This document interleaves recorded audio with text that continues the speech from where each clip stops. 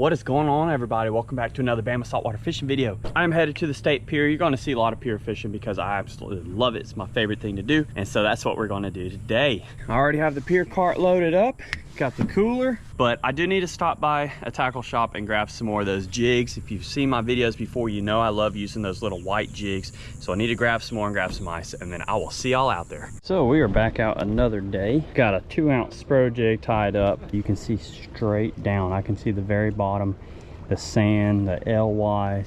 Spade fish are out there. There's tons of bait. Hopefully we can see some jacks or reds or anything big come through that we can hook into today. But all I'm running is, like I said, this 2-ounce Spro jig, and this is 50-pound fluorocarbon leader. MAHI right here. Come on. Got him. Got him. Oh, he spit the hook.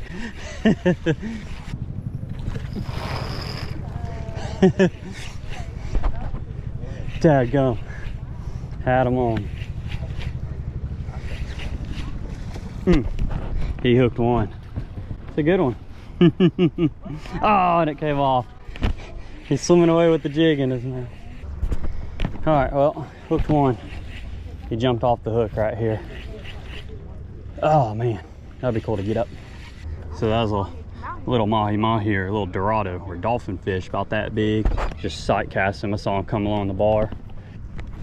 Maybe they'll come back. It's been a small pair of them come through. They get fired up on that bait, but he jumped and spit that hook before I could do anything. That was cool though. Maybe we'll get another chance.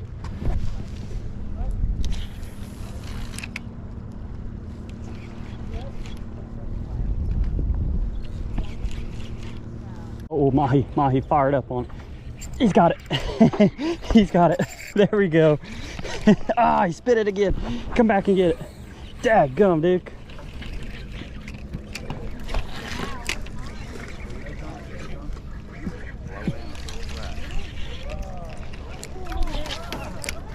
Come here.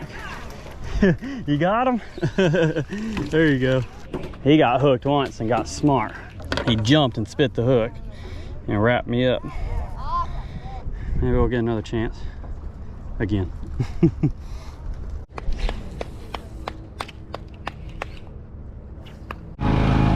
Coast Guard helicopter flying by. It's cool. Well, lucky I'm your friend. Yeah, for real. I tell you. I saw him when I was walking out here. Oh, he turned. That is a big wad. Well, he's around that bait. He's chasing all that bait, ain't he? That was a pretty fish too. That was a good one. Y'all check out the sea turtle about to come up and get some air. Yeah, he's got a couple on him. All right. Beautiful joker in this clear water like that. Everybody come over here and cast in this channel. There's a whole bunch of them. Could be bait, could be blue. What are they, Tater? That whole black spot Emma watched Here, Ashley, watch out.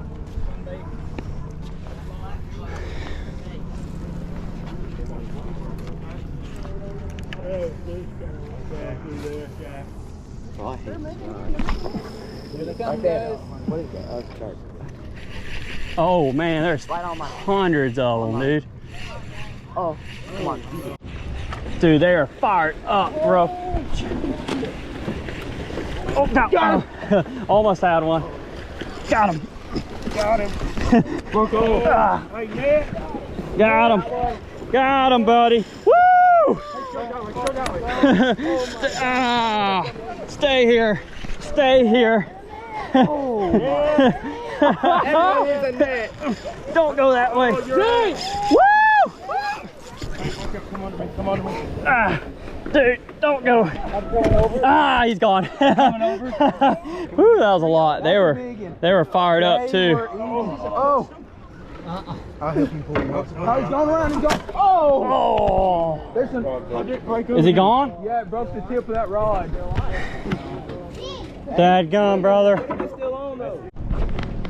I'll make a few more casts and I'm probably gonna head out. So that was actually really exciting. Seeing all that action today, hooking into fish and sometimes it just be like that.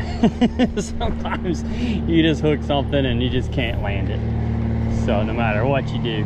I think only one Jack Crevalle got on the pier today, and then 2 of those Mahi got on the pier.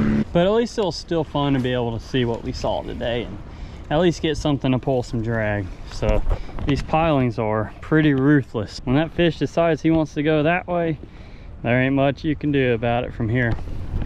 So I'm probably gonna make a few more casts. If I don't get anything else, then I'm gonna head off. Oh, those are Spanish. Oh, there we go, Spanish mackerel. Okay, cool. Spanish mackerel. There we go. They had no hesitation on that X-Wrap. Hey, there's one right behind us. Hey, see if I can land this fish. That's a nice one, man. Yeah, that's not a bad one. All right. Hey, good job. Yeah, thanks. That's the first fish I've got on deck today. And I've hooked a lot. That's a big one. Yeah, that's not a bad one. Y'all check that Spanish mackerel out. You see me catch this a lot if you watch some of my videos. They got some teeth on them. Go. Oh, Rigo's hooked up. But we're just sight casting out there. You can see these jokers swimming. Oh, aggressive thing. You definitely want pliers when dealing with these fish, because those teeth can hurt. But they got that dark dorsal fin, a little bit of white in there. You got these yellow dots. They're beautiful fish. They're fast. You can catch them on light tackle. They're just fun. Check that out. Rawr. Won't want to get bit by that joker. But we're going to bleed him out by pulling out his gills and throwing them in the cooler. Well, just landed that Spanish. I said I was going to leave, but I'm going to keep on fishing. Maybe I can get another fish or something. But if not, then I'll head out. That's usually how it goes, though. There's never, if you really fish, you never have a last cast. It's usually a last 10 cast. So we'll see what happens. Oh, come back. No! The hell, ladyfish are fired up. Wait, that's Jack. That's Jack. Oh! Ladyfish are running. Oh, shark's about to get on him too. Oh. Thank you. What a spit. Dude, look at him fired up on that thing. Good gracious. I'm sorry, I got somebody's line. I'm sorry. This one. Son. Oh, there we go. That's what we want. Dude, these ladyfish are fired up on them, man. And there's like 6 sharks chasing them. Oh, they're coming after again. Dude, there's like 30 ladyfish out there. Dude, these ladyfish are going crazy. It's just fun to catch them. Hey, fish is a fish. It's better than nothing. These things are exciting. There's about 6 to 7 sharks out here chasing these things. So it's just fun getting bit. They jump, spit the hook. It's just a fun time. Oh. Well, they're trying to catch some fish. Got him. Oh, they got them too. Leave your pole down. You're good. I don't know where to. Hold on. Got him. No, you're good. I got him right here. Sorry, I got a big tangle, but anybody got a net? Yeah, I got a net. If we want to net it, or I might just winch it up. We're just winching it up. I'm sorry for that big tangle, y'all.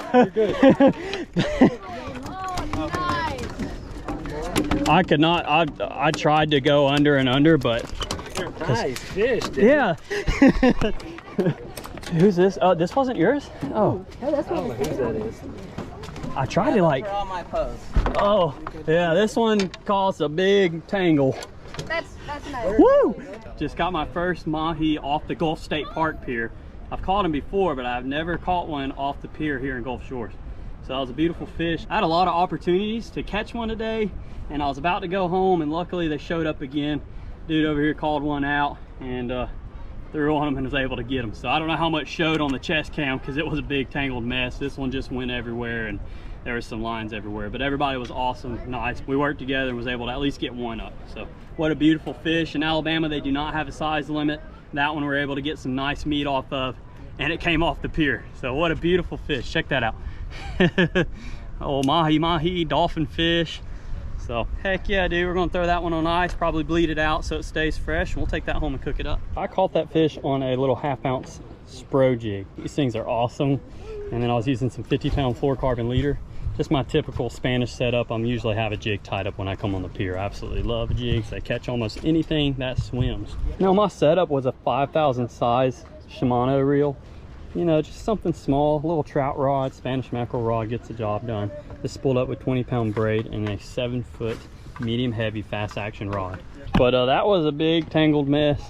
There, you know, there's a bunch of line out there. Braid, it doesn't take long to tangle up with each other. But luckily everybody was awesome and nice like we should be. And we were able to at least get one fish up. So that was pretty cool. But I'm actually gonna head off the pier. And I've been out here all day, pretty hot, pretty tired of summer. Put in the time today and actually had some fun. Did lose a bunch of stuff, but that's just part of fishing. So I'm gonna go get cleaned up, probably take this fish and clean it up, and we'll see you in a bit. Okay, I am now home and I need to clean this mahi. So it's been sitting on ice in a nice ice bath overnight. Because I didn't clean it yesterday, I got real tired.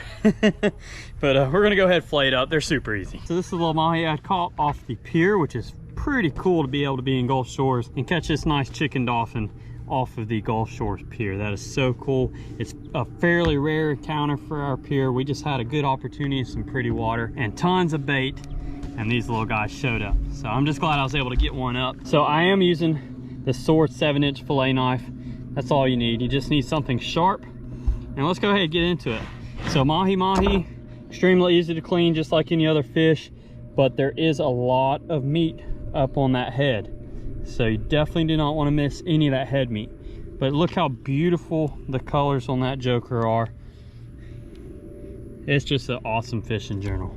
So we're going to go ahead and start. I like to cut right here, right above the head, make a nice slice, and then come down behind the gills. I just kind of like to open that belly, which mahi bellies actually make really great strip bait for whether you're sword fishing, which I've never been sword fishing, but I just know a lot of people like using that mahi belly, or any type of scenario where you'd like to use a tough belly strip. Now I like to flip them over and kind of start from the back and just run my knife up that dorsal, following that dorsal fin, just like you would anything else. And then we're just going to fillet it right off the bone. I'm going to take my time on this because we don't want to waste any meat. So just fillet that top loin, make sure you go over that spine and kind of angle your knife back down again so you can get that bottom loin of meat. Now look what's in his belly. He had a big old, looks like a cigar minnow. Oh, wow, he had a ballyhoo in his belly. See, I wasn't using ballyhoo. That is awesome, check that out. He was chasing the ballyhoo. That just shows you why they're here, because his ballyhoo bait fish was hanging around the pier, which I've been seeing him around, and that's what he was chasing and eating. He had a full belly with this whole ballyhoo in there. Wow, that is awesome. I always like to see what these fish are eating, because then it kind of gives you an idea of what you might could throw next.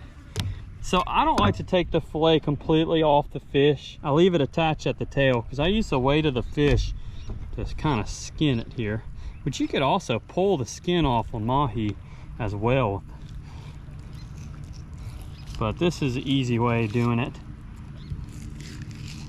Just use that weight and just run that knife. A sharp knife helps. And now we have a skinless, beautiful fillet of mahi, and we're just going to do the same thing on the other side.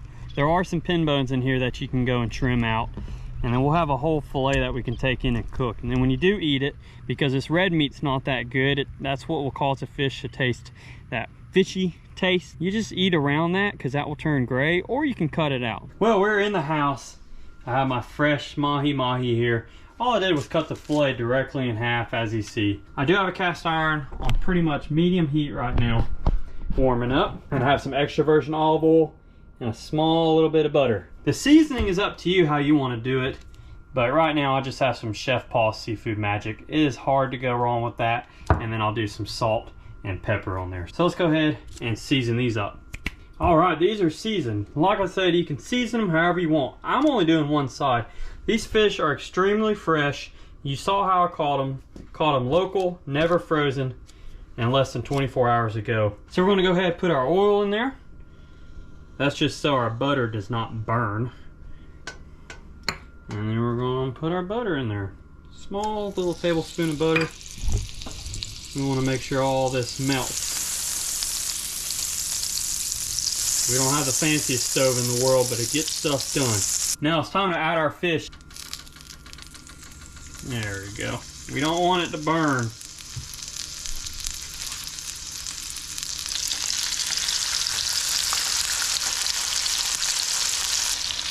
There we go. Cast iron holes heat really well, so this should cook up these 4 pieces without a problem. All right, you can see the white turning around the edges. That means it's starting to cook on the bottom. So let's go ahead and start flipping without it breaking. Boom. Got to do it kind of fast.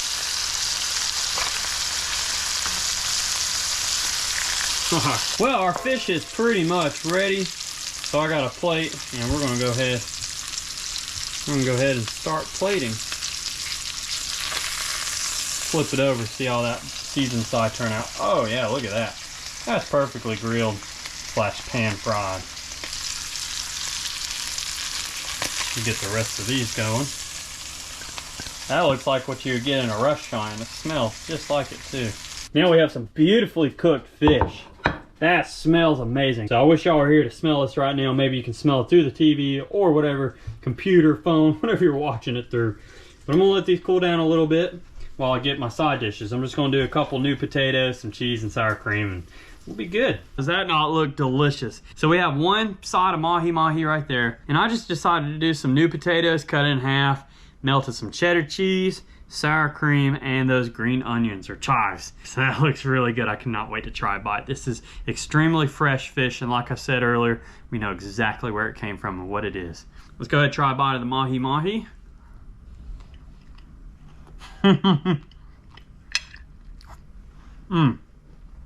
Let me finish chewing. That is so fresh. I wish y'all could try this fish right now.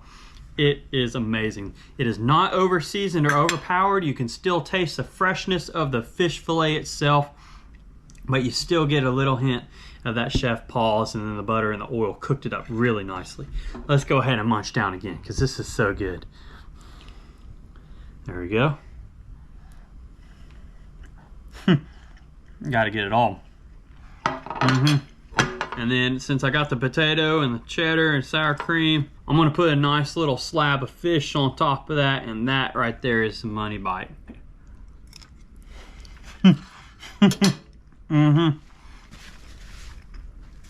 That's amazing. So I appreciate y'all for joining me. I want to go ahead and finish this because this just tastes so good, especially after a long day being out on the water. This is probably one of the best meals I've had in a while, and I do a lot of good meals. But it's not often I can go to our local pier here in Gulf Shores and catch these cool pelagics like that. We just got blessed with some really pretty water. The bait, that mahi-mahi had that ballyhoo in them. That means the ballyhoo were up close. It just had a good opportunity. So I'm glad I was actually able to land one, and a few others were able to land some as well. That is always fun. Pier fishing out there, it's a big pier. It's a big family. Pier fishing is like no other.